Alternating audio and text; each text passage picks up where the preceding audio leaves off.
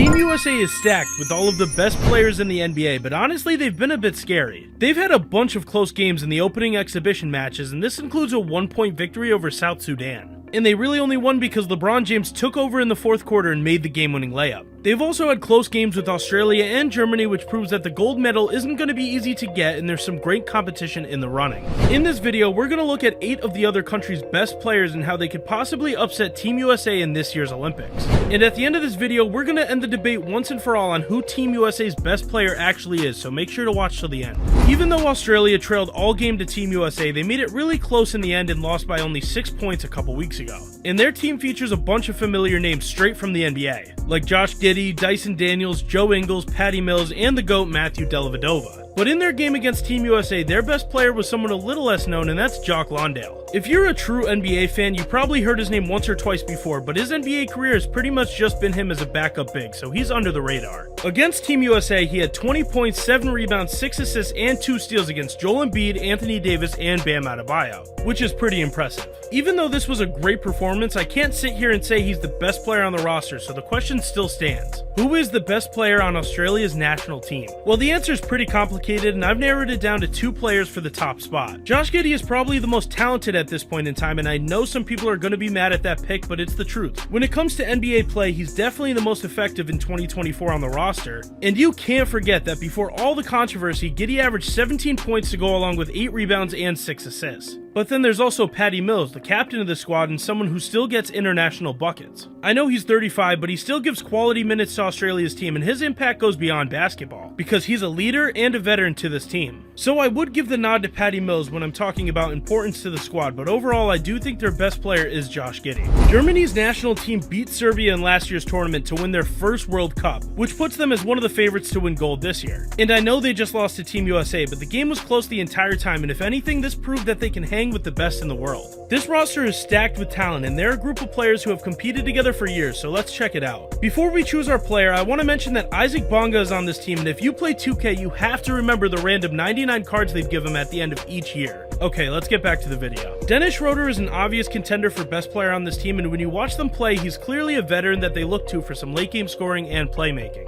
But one of the best parts about watching this team is the brother duo of Franz and Moritz Wagner. They play together on the Orlando Magic, but when it comes time to represent their country, they don't mess around. If you've watched Moritz play, you know that he's an instigator who isn't afraid to use up his fouls and make some absolutely electric plays. But the best player on the squad is his brother, and it's not that close. Franz just got the bag with the Magic, signing a 5-year, $270 million contract, which seems like a lot, but he's really good. When they won the World Cup last year, Franz earned the TCL Player of the Game in the championship with 19 points and 7 rebounds. He's only 22 years old, so his future and Germany's is bright. For this next squad, I'm not going to beat around the bush, because the best player for Greece's national team is Giannis Antetokounmpo, and it's not close. He's a 2-time NBA MVP, and when you watch him play, it's clear he's the best player on almost any court he steps on. This is going to be his first time playing on the Olympics, so let's highlight some of his other teammates who could possibly take down Team USA. Nick Kalathis is the point guard for the squad, and he can shoot the rock and distribute it with the best of them. Even though his stint in the NBA was short, he's been amazing in the EuroLeague, and he's one of Greece's X Factors. Yurios Papagiannis is the captain of the squad, and in an exhibition game against Puerto Rico this year, he led them to a comeback victory. They played without the Antetokounmpos and Nick Kalathis, so getting this win was huge, and his 13.7 rebound performance was enough to get it done. Overall, it'll be really interesting to see this team go out there on the national stage and compete for a chance at winning gold.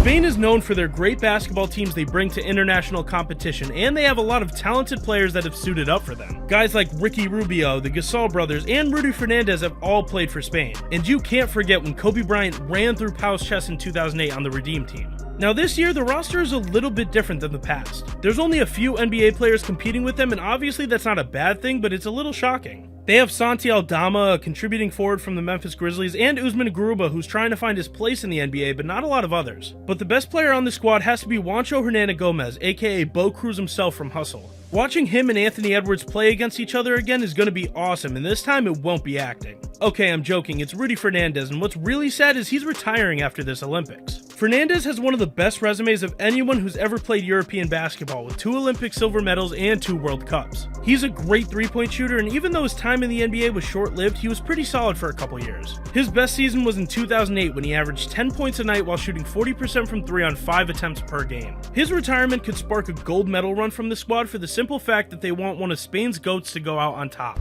Before their game against Team USA, South Sudan basketball was under the radar with very little people talking about them. But since they almost beat the United States and they're headed to Paris to compete in the Olympics, let's talk about their team. For starters, I want to shout out former NBA All-Star Luol Deng because he's an assistant coach for the team, and he's done a ton of positive things for basketball in South Sudan. From running basketball camps to leading their squad, this guy is an absolute legend. South Sudan has a couple of NBA players like JT Thor and Wenyen Gabriel, but a guy I really want to talk about is named Kamen Maluach. And just keep in mind he's only 17. This 7'2" center is committed to Duke and he will play alongside Cooper Flagg next year. And he has real potential to be a top 10 pick in the 2025 NBA draft. Now I wouldn't say he's their best player right now because he's still really young, but I wanted to mention him because he could be a big name in a couple of years. As it stands right now, their best player could be a couple of guys, and Mariel Shayok really proved himself in the game against Team USA. He had 24 efficient points and looked like one of their best players. But Carlik Jones also played great against Team USA, notching a triple-double in 32 minutes of play. I know I didn't really give a definitive answer, but just watch out for the squad in general. When people talk about what team has the best chance to knock off Team USA, Canada is mentioned all the time because of how much NBA talent they have. RJ Barrett, Nickeil Alexander-Walker, and Dylan Brooks are key pieces of the squad, and then there's also great players like Lou Dort and Andrew Nembhard who make up this roster. I bet you noticed right away that I didn't mention their 2 best players, and that's Shai Gilgeous-Alexander and Jamal Murray. Now it's not really a competition between the two because we all know Shai's the best player on this team, but did you hear the names I just read off? This team is absolutely stacked, and they have a guy who finished top 3 in NBA MVP voting to lead them. I could sit here all day and talk about how good Shai truly is, but I'd rather talk about this team's rotation and depth. The guards are probably their best position group because they have 2 all-star caliber players and 3 of the best role players in the NBA with Lou Dort, Alexander Walker, and Andrew Nembhard. I'm a little concerned when it comes to their big man depth because it looks like a Dwight Powell and Kem Birch center room, which isn't the greatest. But if they play defense and grab rebounds, this team is a legitimate threat. Rui Hachimura has been on fire with Japan, so we gotta talk about his performances and how he can be one of the best players in the Olympics altogether. Now obviously Rui isn't better than guys like Giannis and LeBron, but when it comes to international play, the rules change and guys who are role players in the NBA can turn into stars. And we're seeing that exact transition with Hachimura because in an exhibition game against Serbia, he had 29 points and 4 rebounds while shooting 5 of 8 from 3. His game has looked really smooth in the qualifiers, and this should carry over to Paris. While we're talking about Japan's team, we have to shout out a couple of other guys who aren't better than Rui but are ballers. Specifically Yuta Watanabe, because he said he's done with the NBA, but for the past 2 years he's been a notable role player for the Nets and the Suns. He was a really talented shooter, and I honestly hope he comes back to the NBA someday. Getting back to Japan's national team, we'll have to wait and see how far Rui can take this squad in the next couple of weeks. You can't talk about Olympic basketball without talking about France, so let's do it. Evan Fournier and Nicolas Batum are role players that turn into heroes on a national stage, and for the past couple of years they've represented their country well. They're both great shooters who are used to international basketball, so their transition from the NBA to Olympics is usually smooth.